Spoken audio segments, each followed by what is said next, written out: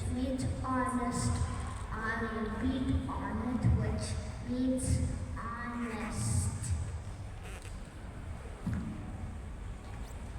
Now, I would like to call Saifan for the thought of the day. Good morning, everyone. The thought for the day is honesty is the first chapter in the book of wisdom. I repeat, honesty is the first chapter in the book of wisdom. Thank you. Now, I would like to call Alpha for the well-being message of the day. Well-being message of the day. Each day turns into fascinating magical day when you approach it with a positive attitude.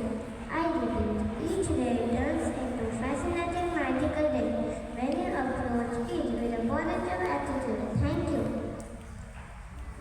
Thank you, Alpha, for a positive message. Now, let Sarah share PRS news update. Annual Day will be held on 1st of February. PTM will be held on 1st of January. The weather forecast of the day.